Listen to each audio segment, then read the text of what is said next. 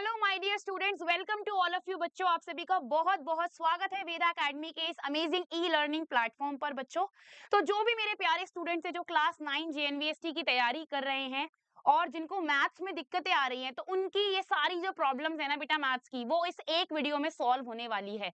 तो बच्चों, आप लोगों को बहुत दिनों से इंतजार था कि मैम फॉर्मूला शीट लेकर आइए, हमें फॉर्मूलाज में प्रॉब्लम हो रही है। तो आज इस एक वीडियो में मैं आपको बताऊंगी चैप्टर वाइज इंपॉर्टेंट फॉर्मूलाज, जिसको अगर आप याद कर लेंगे ना तो आपके एग्जाम में सारे मैथ्स के क्वेश्चन सॉल्व हो जाएंगे। तो आपके सिलेबस में जितनी भी फॉर्मूलाज हैं वो सारे आपको इस एक वीडियो में मैं बताने वाली हूँ। आज वाला ये वीडियो आपके लिए बहुत ही इंटरेस्टिंग और यूजफुल होने वाला है बच्चों, इसीलिए वीडियो को एंड तक जरूर देखना और मुझे कॉमेंट करके जरूर बताना कि आपको ये सेशन कैसा लगा। तो बच्चों, आइए स्टार्ट करते हैं। जैसे कि आप लोग जानते हैं कि मैथ्स में आपके बहुत सारे चैप्टर्स हैं और हर चैप्टर में एक इंपॉर्टेंट फॉर्मूला है। ठीक है, एक से ज्यादा ही इंपॉर्टेंट फॉर्मूलाज हैं। तो आज हम एक एक करके सारे फॉर्मूलाज को डिस्कस करेंगे। सभी बच्चों को जो है अच्छे से सारे फॉर्मूलाज को देखना है। ठीक है, मैं आपको बताऊंगी कि क्या क्या चीजों का आपने ध्यान रखना है, तो वो सारी चीजें आप यहाँ पर ध्यान से देखिएगा। ओके, तो आइए बेटा सेशन को स्टार्ट करते हैं। चलिए, सबसे पहले बात करते हैं बेटा हमारे चैप्टर नंबर 1 की, जो कि है रैशनल नंबर। तो रैशनल नंबर से अगर कोई क्वेश्चन आपसे पूछा जा सकता है तो वो फ्रैक्शन बेस्ड हो सकता है बेटा, जिसमें आपसे एलसीएम ऑफ फ्रैक्शन यानी भिन्न का लासा कैसे निकालते हैं बेटा, लघुत्तम समापवर्त्य है, तो आप उसको इस फॉर्मूला से निकालेंगे। यानी पहले आप क्या करेंगे बेटा, ऊपर आप अंश का लासा निकालेंगे, नीचे आप हरों का मासा निकालेंगे और दोनों को अगर आप फ्रैक्शन फॉर्म में लिखेंगे तो आपका जो है यहाँ पर एलसीएम आ जाएगा। उसी प्रकार से बेटा अगर आप लोगों को एचसीएफ सॉल्व करना है, अगर बच्चों यहाँ पर आप लोगों को जो है, अगर आपको एचसीएफ सॉल्व करना है तो आप इस तरीके से इस फॉर्मूला के थ्रू जो है जाएंगे। ठीक है, तो ये आपके रैशनल नंबर चैप्टर का इंपॉर्टेंट फॉर्मूला है, ये आप अच्छे से याद कर लेना। आइए बात करते हैं बेटा सेकंड चैप्टर की। सेकंड चैप्टर बहुत ही इंटरेस्टिंग चैप्टर है बेटा, और यहाँ पे छोटे छोटे बहुत सारे इंपॉर्टेंट फॉर्मूलाज हैं जो आपको अच्छे से याद होने चाहिए, जिन पर आप से एग्जाम में आपसे एग्जाम में क्वेश्चन जरूर पूछा जाएगा बेटा। ठीक है, तो चैप्टर क्या है, स्क्वायर एंड स्क्वायर रूट बच्चों, जिसको हम वर्ग और वर्गमूल बोलते हैं। तो पहला फॉर्मूला ये है बेटा कि अगर आपके पास दो लगातार वर्ग संख्याएं हैं बच्चों, ठीक है, वो भी कॉन्जिक्यूटिव हैं। जैसे अगर मान लीजिए सपोज आपसे बोला जाए 20 का स्क्वायर या 21 का स्क्वायर, तो उसके बीच में कितनी गैर पूर्ण वर्ग संख्याएं हैं, यानी कि कितने नॉन आपके जो है परफेक्ट स्क्वायर नंबर्स हैं, तो उसको आप निकालेंगे by using the formula 2n। ठीक है, ट्वाइस ऑफ n, यानी जो भी छोटी संख्या होगी उसका 2 गुना करके आप जो है संख्याएं निकाल सकते हो। दूसरा फॉर्मूला ये है बेटा कि अगर मान लीजिए कि आपके पास n विषम संख्याएं हैं, मान लीजिए स्टार्टिंग की आपने विषम संख्याएं ले ली है, उनको आपने योग, तो उसका योग आप डायरेक्टली इस फॉर्मूला से निकाल सकते हो। तीसरा बेटा आपका फॉर्मूला है कि अगर मान लीजिए एक के अलावा कोई भी विषम प्राकृतिक संख्या है के वर्ग को आपको दो क्रमागत संख्याओं के योग के रूप में व्यक्त करना है, तो उसे आप इस फॉर्मूला से सॉल्व कर सकते हो। ठीक है बेटा, तो जितने भी फॉर्मूलाज आज मैं आपको बताने वाली हूँ सारे के सारे आप लोग याद कर लीजिए, आपको एग्जाम में बहुत मदद मिलेगी बच्चों। चलिए आगे बढ़ते हैं बेटा अगले फॉर्मूला की तरफ। तो ये है बेटा आपका पाइथागोरन ट्रिपलेट्स। तो आप सभी ने, जिन्होंने भी मेरी थ्योरी क्लास देखी, उनको पता होगा इसके बारे में, तो ये आप याद कर लेना। अगला फॉर्मूला है बेटा कि अगर मान लीजिए आपको ये पता करना है कि वर्गमूल में जब आपका आंसर आएगा तो उसमें कितनी डिजिट होगी बिना वर्गमूल निकाले, तो वो आप कैसे पता लगाओगे। तो उसके लिए एक फॉर्मूला होता है बेटा, अगर संख्या ऑड है बेटा, ठीक है, तो उसके लिए आपने ये वाला फॉर्मूला यूज करना है। इससे आपको बिना वर्गमूल निकाले पता लग जाएगा कि किस उस आंसर में कितने अंक होंगे। और अगर सम वाला केस है बेटा, इवन वाला केस है, तो आपका ये वाला फॉर्मूला होता है। ओके बच्चों, चलिए बेटा, तो ये थे आपके स्क्वायर एंड स्क्वायर रूट के इंपॉर्टेंट फॉर्मूलाज। तो आइए बढ़ते हैं बेटा अगले चैप्टर की तरफ, जो कि है क्यूब एंड क्यूब रूट। तो क्यूब एंड क्यूब रूट आपको बेसिक्स मैंने सिखाया हुआ है, निकालना कैसे है। बाकी इस पर बेस्ड एक और क्वेश्चन आपसे पूछ सकते हैं बेटा, जो कि है कि अगर हमने n नंबर्स का सपोज हमने क्यूब का सम पूछा आपसे एग्जाम में, तो आप उसे डायरेक्टली इस फॉर्मूला से सॉल्व कर सकते हो। यहाँ पर n क्या है बेटा, n यहाँ पर संख्याएं हैं, जितनी संख्याओं का आपसे योग जो है पूछा जाएगा। चलिए अब हम बात करते हैं बेटा अगले चैप्टर की, जो कि एक्सपोनेंट एंड पावर्स, यानी कि घातांक और घात।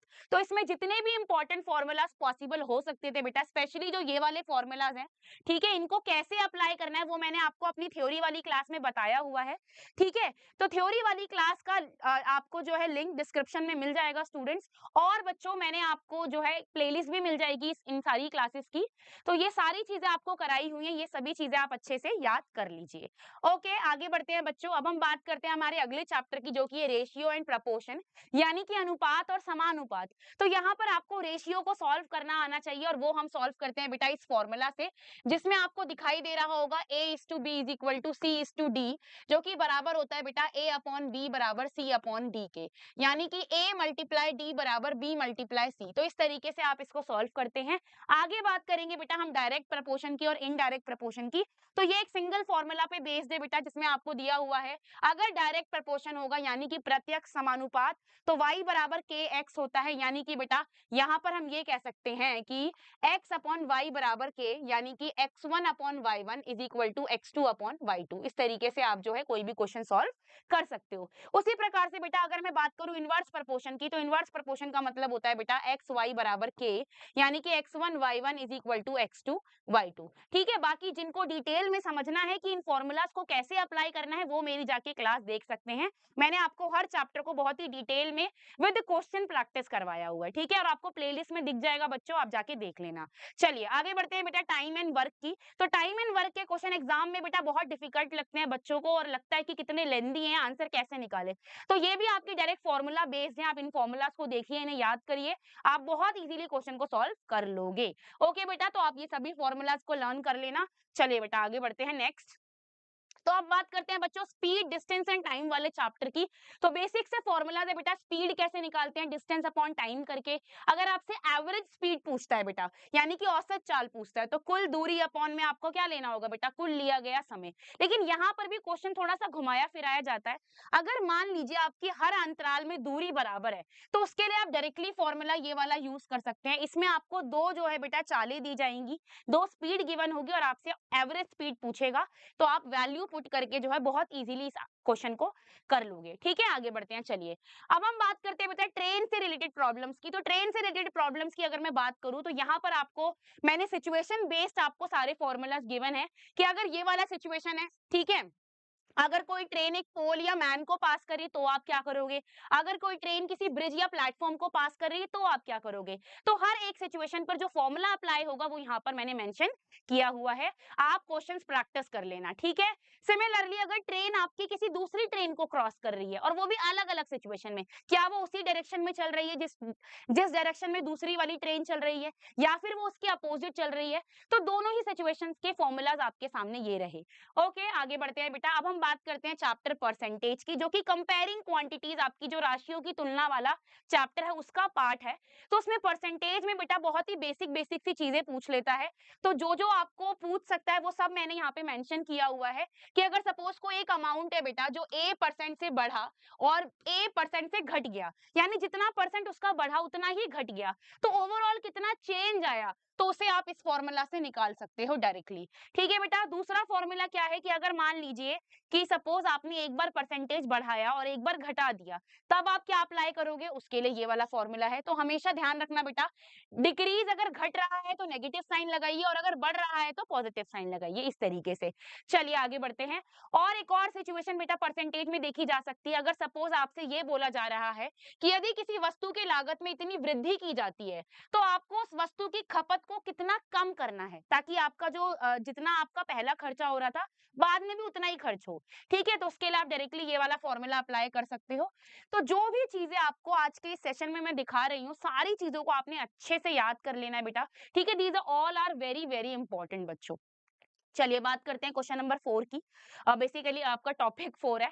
तो यहाँ पे बोला हुआ है अगर मान लीजिए कि कहीं पर आपकी बेटा सपोज अमाउंट में वृद्धि हो रही है, ठीक है, तो वृद्धि को कैसे आप निकालोगे। तो उसके लिए आपने जो है यहाँ पर इस तरीके से फॉर्मूला यूज करना है। अगर घट रहा है पॉपुलेशन से, यहाँ पे पॉपुलेशन का एग्जाम्पल दिया, आप अमाउंट भी ले सकते हो। ठीक है, अगर पॉपुलेशन बढ़ रही है तो प्लस लगाना है, और अगर घट रही है तो माइनस लगा देना, दैट्स इट। बाकी यही फॉर्मूला है आपका। चलो बच्चों, अब हम आगे डिस्कस करते हैं बेटा प्रॉफिट और लॉस की। तो प्रॉफिट और लॉस तो एक बहुत ही इंपॉर्टेंट चैप्टर है बेटा। इसके तो सारे फॉर्मूलाज आप रट के जाना, क्योंकि पेपर में कहीं ना कहीं से कोई ना कोई क्वेश्चन आप लोगों से पूछ लिया जाएगा। तो एक बार सारे फॉर्मूलाज को आप अच्छे से देख लीजिए। देखो क्या बोला हुआ है बेटा, प्रॉफिट कैसे निकालोगे, लॉस कैसे निकालोगे, परसेंटेज प्रॉफिट, परसेंटेज लॉस, या अगर कभी कभी किसी क्वेश्चन में आपको प्रॉफिट और सीपी गिवन है तो आप एसपी कैसे निकालोगे। तो जो भी बेसिक इंपॉर्टेंट फॉर्मूलाज थे वो सारे यहाँ पर आपको मेंशन किए हुए हैं। ठीक है, आगे बढ़ते हैं, नेक्स्ट देखते हैं। और बेटा अगर सपोज आपसे कभी कभी ऐसे भी पूछ लेते, सपोज अगर आपको किसी आर्टिकल पे बेटा 2 बार ही डिस्काउंट मिला है, ठीक है? तो आप कैसे सॉल्व करोगे? आप उसका सिंगल डिस्काउंट कैसे निकालोगे? तो उस पर भी जो फ़ॉर्मूला है वो सब मैंने यहाँ पर मेंशन किया हुआ है, ठीक है? आगे देखते हैं बेटा। तो अब बारी है बच्चों साधारण ब्याज की, सिंपल इंटरेस्ट की बेटा। तो सिंपल इंटरेस्ट तो बहुत ही बेसिक सा फ़ॉर्मूला है, ये फ़ॉर्मूला आपको याद रखना है। इस तरीके से आप ब्याज निकालेंगे और इस तरीके से आप अमाउंट को निकाल लेंगे। चलिए आगे बात करते हैं बेटा कंपाउंड इंटरेस्ट की। तो कंपाउंड इंटरेस्ट में बेसिक फ़ॉर्मूला मैं आपको बता देती हूँ बेटा। सबसे पहले आपको अमाउंट निकालना आना चाहिए, ठीक है? कंपाउंड इंटरेस्ट निकालने के लिए आप अमाउंट में से प्रिंसिपल को माइनस कर देना। यहाँ पर बेटा आपके सामने 2 सिचुएशन हो सकती है कि अगर कंपाउंड इंटरेस्ट हाफ ईयरली है, अर्धवार्षिक है, तो आप इस फॉर्मूला से जाएंगे बेटा यहाँ पर, ठीक है? और ये है ट्वाइस ऑफ टी। और अगर मान लीजिए क्वार्टरली है बेटा, यानी कि आपका त्रैमासिक रूप से 3-3 महीने के अंतराल में है, तो आप ये वाले फॉर्मूले से आगे जाएंगे, ठीक है बच्चों? तो ये सारे फॉर्मूलाज अच्छे से याद कर लेना, ठीक है? ओके, चलिए बेटा आगे बढ़ते हैं नेक्स्ट। तो अब हम बात करते हैं स्टूडेंट अलजेब्रा की, ठीक है? तो अलजेब्रा बेसिकली यहाँ पर आपके बीजीय व्यंजक में जितनी भी पॉसिबल आइडेंटिटीज हो सकती हैं, ये सारी की सारी मैंने यहाँ पे मेंशन की है, तो आप इन्हें अच्छे से याद कर लेना। आगे बढ़ते हैं बेटा। सेम फॉर पॉलीगन आल्सो, कि पॉलीगन के भी बहुत सारे एग्जांपल्स आप लोगों से क्वेश्चंस पूछे जाएंगे, तो पॉलीगन में जितनी पॉसिबिलिटी हो सकती है वो भी यहाँ पर मेंशन की हुई है।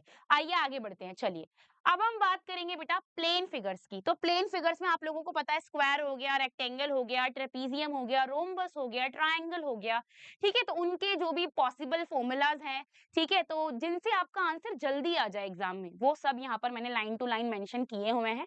आप सभी बच्चे ध्यान से देख लेना, ठीक है? तो आई होप ये सारे फॉर्मूलाज आपको एग्जाम में हेल्प करे बेटा, ठीक है? चलो ओके। नेक्स्ट हम डिस्कस करेंगे बेटा सरफेस एरिया एंड वॉल्यूम। तो सरफेस एरिया एंड वॉल्यूम में आपके 3 टॉपिक्स बहुत मेजर है बेटा, जिसमें आपका क्यूब है, क्यूबॉइड है और सिलेंडर है, यानी कि आपका घन, घनाभ और बेलन। तो तीनों के ही सारे फॉर्मूलाज जो है आपके सरफेस एरिया के, वॉल्यूम के, वो सारे फॉर्मूलाज यहाँ पे मेंशन किए हुए हैं, ठीक है? एक बार आप ढंग से देख लीजिए। तो पहला वाला आपका क्यूब का था बेटा, उसके बाद हमारा क्यूबॉइड है, ठीक है? देन क्या है बेटा? सिलेंडर है, ओके? चलिए अब आगे बढ़ते हैं। तो प्रोबेबिलिटी की बात करते हैं स्टूडेंट। तो प्रोबेबिलिटी जो होती है बेसिकली, प्रोबेबिलिटी के क्वेश्चन जो है आपके एक सिंगल फॉर्मूला पे बेस्ड है। अगर आपको ये फॉर्मूला याद है तो आप बहुत इजीली जो है सारे क्वेश्चंस को कर लोगे, ठीक है बच्चों? ओके, तो ये सारे इंपॉर्टेंट फॉर्मूलाज हैं और बिलीव मी स्टूडेंट्स, अगर आप ये सारे फॉर्मूलाज को याद कर लिए हैं और अगर आपने इनको अप्लाई करना सीख लिया है, तो पेपर में आपसे कोई भी क्वेश्चन नहीं छूटने वाला। आपका पेपर बहुत अच्छा जाएगा, आपकी तैयारी बहुत अच्छे से हो जाएगी।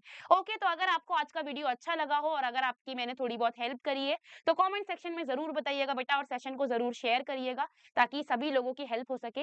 ओके बच्चों, बाकी ऑल द बेस्ट आप सभी बच्चों को मेरी तरफ से। अपने एग्जाम के लिए अच्छे से पढ़ते रहिए। अब मैं मिलूंगी आपसे अपने लाइव सेशन में। Okay, thank you so much student. Bye bye बच्चों, राधे राधे बेटा, जय श्री कृष्णा।